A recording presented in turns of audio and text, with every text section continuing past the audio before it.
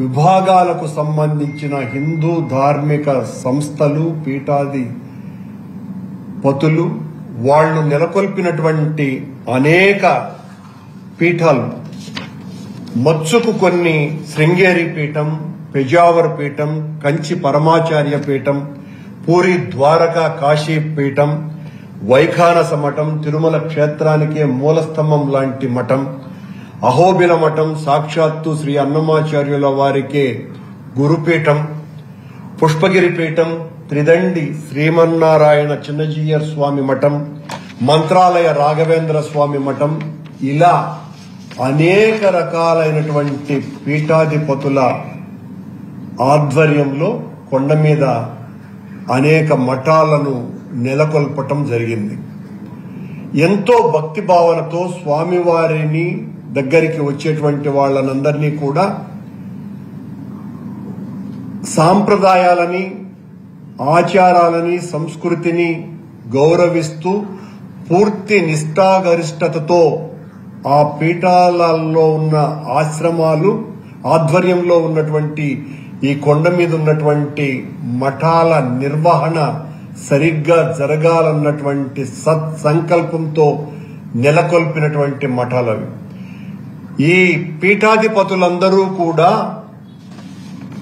మహేంద్ర మలయ సహ్య శుక్తిమత వృక్ష వింధ్య పారియత్ర కులపర్వతాలు, అయోధ్య నుంచి ద్వారక వరకు ఉన్నటువంటి 7 మోక్షదాయక పురాలు, సౌరాష్ట్రం నుంచి కృష్ణేశం వరకు ఉన్న 12 జ్యోతిర్లింగాలు, లంక మొదలు కాశ్మీరం దాకా ఉన్నటువంటి 18 శక్తిపీఠాలు, శ్రీరంగంతో మొదలుపెట్టి పరమపదం వరకు వైష్ణవులు అత్యంత భక్తితో స్మరించేటువంటి 108 దివ్య దేశాలు, వీటిలన్నింటికీ అత్యంత తలమానికంగా వీటిలు కంటే కూడా ఎంతో గొప్పగా ఉన్నటువంటి సాక్షాత్తు శ్రీ మహావిష్ణువే స్వయంభువుగా వెలసినటువంటి ఆ దివ్య క్షేత్రంలో ఆ పవిత్రతను కాపాడుతూ స్వామివారి స్మరణ చేస్తూ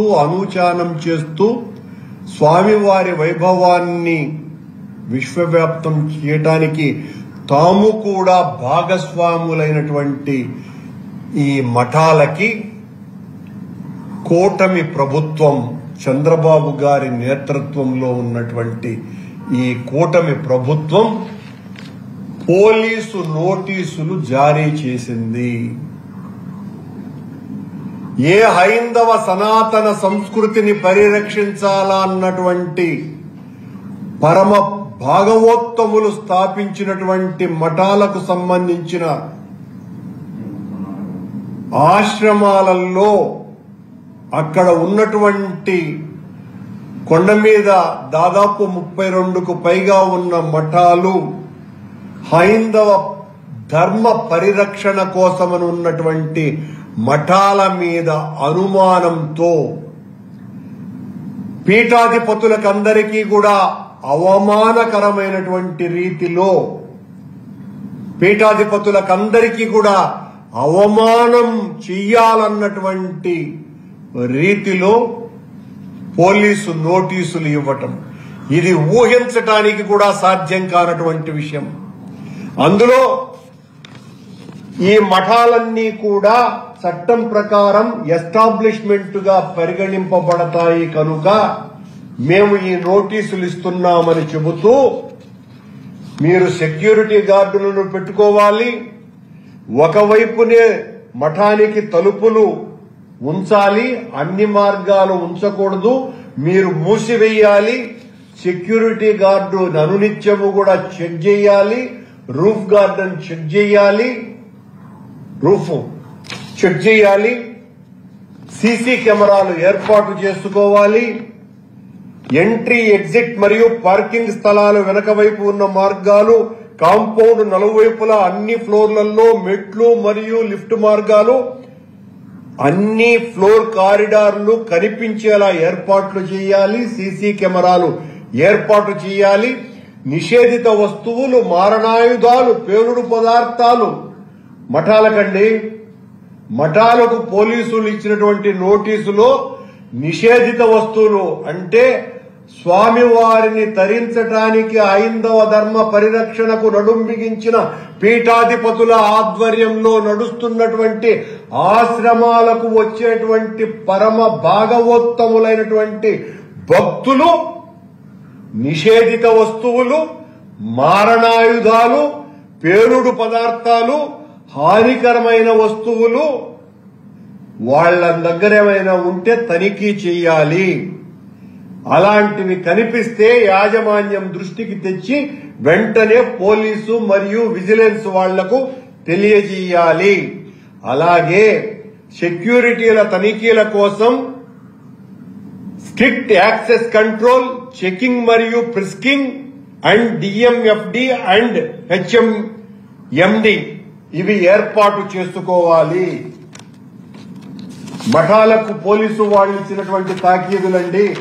నిషేధిత వస్తువులు అంటే గంజాయి, మత్తు, బ్రాందీ, విస్కీ, అలాగే తుపాకులు, నాటు బాంబులు ఇలాంటివన్నింటి మీద దృష్టి పెట్టాలని సీసీ కెమెరాల బ్యాకప్ 3 నెలల పాటు ఖచ్చితంగా ఉండేటట్టు ఏర్పాటు చేయాలి. కేసు దర్యాప్తుల నిమిత్తం పోలీసులు అడిగినప్పుడు తప్పనిసరిగా ఆ సమాచారాన్నంతా అందజేయాలి. మఠానికి సందర్శించేటువంటి ప్రతి యాత్రికునికి సంబంధించిన వ్యక్తిగత వివరాలు, అధికృత ఐడెంటిటీ కార్డు వివరాలు తప్పనిసరిగా సేకరించి వాటిని ఫైల్లో ఉంచుకోవాలి. మఠంలో పనిచేసే వాళ్ల వివరాలన్నీ సర్వెంట్ ఫామ్ రూపంలో సేకరించుకొని ఐడి కార్డులు మరియు ఫోటోలతో సహా పోలీసులకు అందజేయాలి. ఇవి కాని అనుసరించకపోతే public safety measures enforcement act 2013 ప్రకారం చట్టరీత్యా తగు చర్య తీసుకోవటం జరుగుతుంది. అంటే ఎన్ని చెక్ చేయకపోతే మొదటిసారి తప్పుగా 5,000 రూపాయలు జరిమానా విధించవచ్చును. ఇంకా పాటించకపోతే ఆ సంస్థను అంటే ఆ మఠాన్ని డిఎస్పీ మూసివేయవచ్చును. Station house officer 3/6/25 1 town PS station house officer సంతకంతో కూడినటువంటి పోలీసు నోటీసు ఇది. సనాతన ధర్మ పరిరక్షణ కోసమని నడుం బిగించినటువంటి మా ప్రభుత్వం, మా పార్టీలు అని దేశమంతా వినపడేటట్టుగా పాంచజన్యం ఊదినటువంటి చంద్రబాబు గారు, పవన్ కళ్యాణ్ గారు మీ ప్రభుత్వ హయాంలో అత్యంత పవిత్ర భాగవోత్తమ పరమ పూజ్య పవిత్రులైనటువంటి మఠాధిపతుల ఆధీనములో ఉన్నటువంటి మఠాలకు ఏ రకమైనటువంటి నోటీసులు ఇచ్చారు అన్నది చూడండి. ఇది మొత్తం హిందువులందరూ కూడా అసహ్యించుకోవాల్సిన విషయం, తీవ్రంగా ఖండించాల్సినటువంటి విషయం. తిరుమలలో విజిలెన్స్ ఉంది, పోలీసులున్నారు, ఆక్టోపస్ ఉంది. మరి మీరు అనేక మంది ధనికులు పదుల సంఖ్యలో, వందల సంఖ్యలో అక్కడ అనేక రకాలైనటువంటి గెస్ట్ హౌస్లు ఉన్నాయి. అలాగే టిటిడి నిర్వహణలో ఉన్నటువంటి పిఎస్సీలున్నాయి. మరి ఇలాంటి నిబంధనలు ఆ ధనికులైన గెస్ట్ హౌస్ లో వాళ్లకు ఇవ్వలేదే?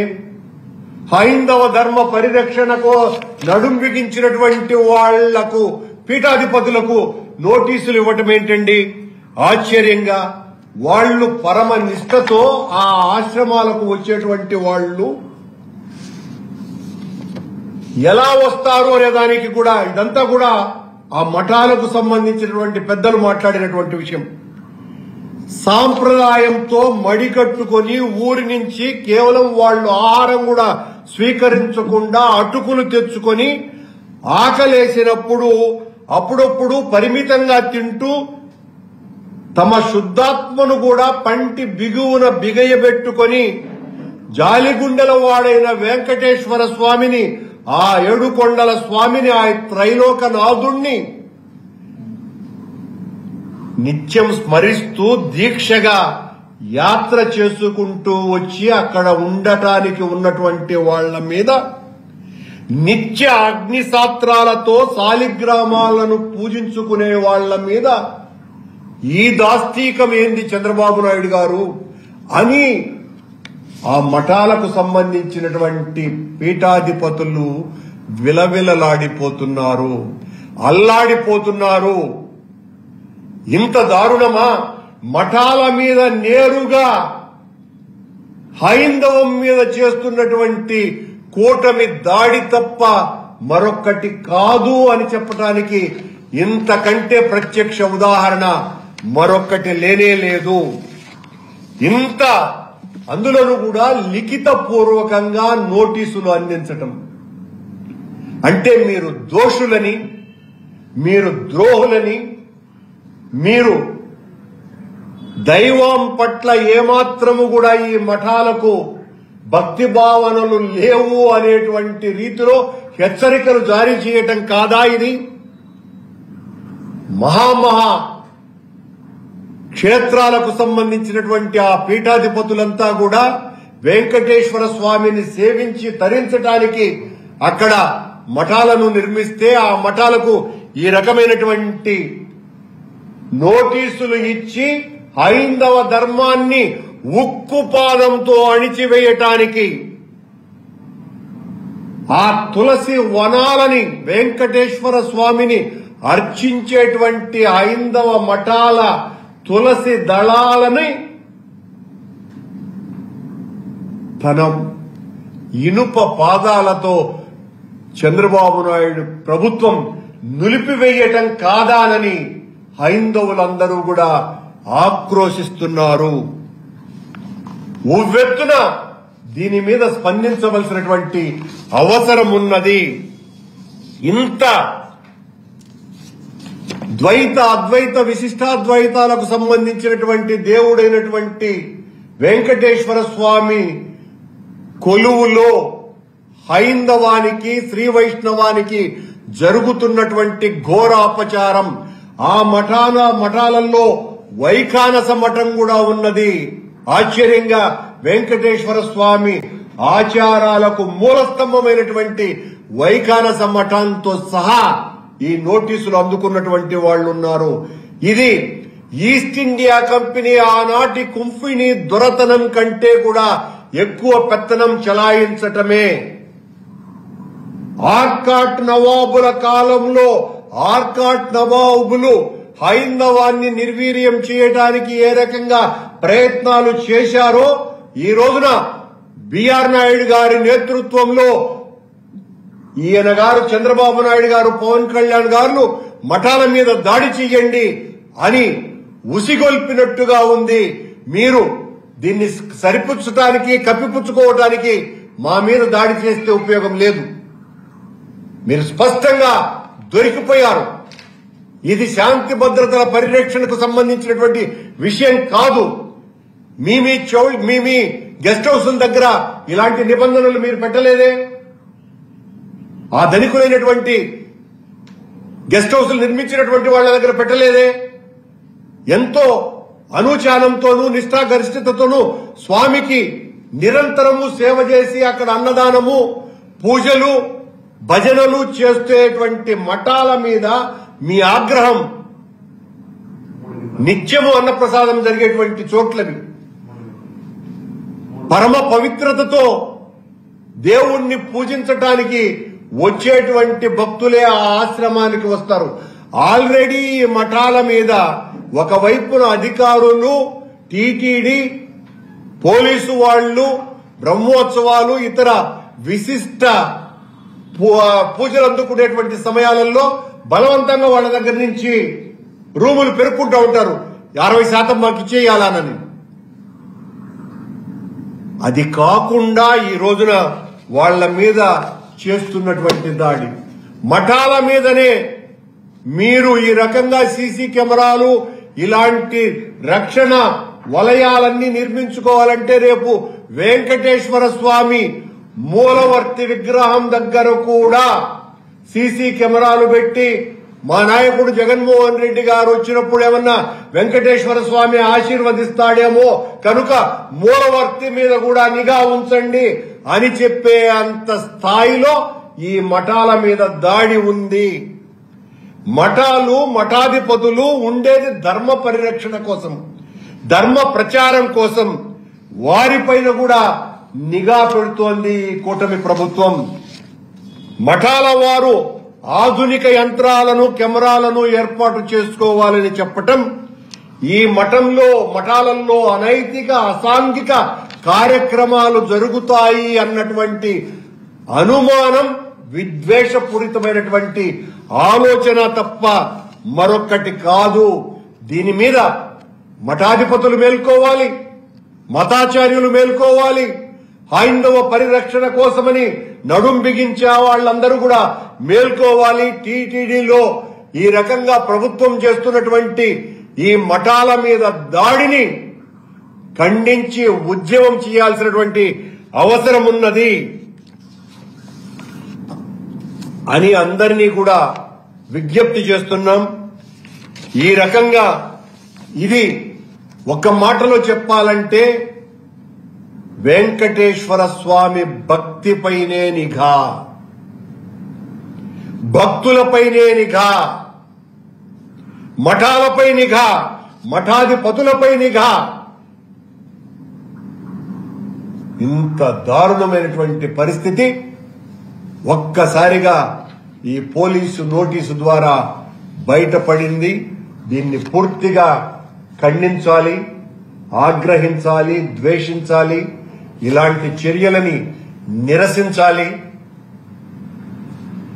హిందూ మతాన్ని కాపాడుతామని చెప్పి కొండ మీద హైందవ ధర్మాన్ని పరిరక్షిస్తామని చెప్పి ఓట్లు దండుకొని అధికారంలోకి వచ్చి కూర్చున్న తర్వాత అనునిత్యము వీళ్లు చేస్తున్నటువంటి హైందవ దోపిడీ ఇది. ఈ ప్రభుత్వం సనాతన ధర్మం మీద వేస్తున్నటువంటి గొడ్డలి పెట్టు ఇది అని తెలియజేస్తున్నారు.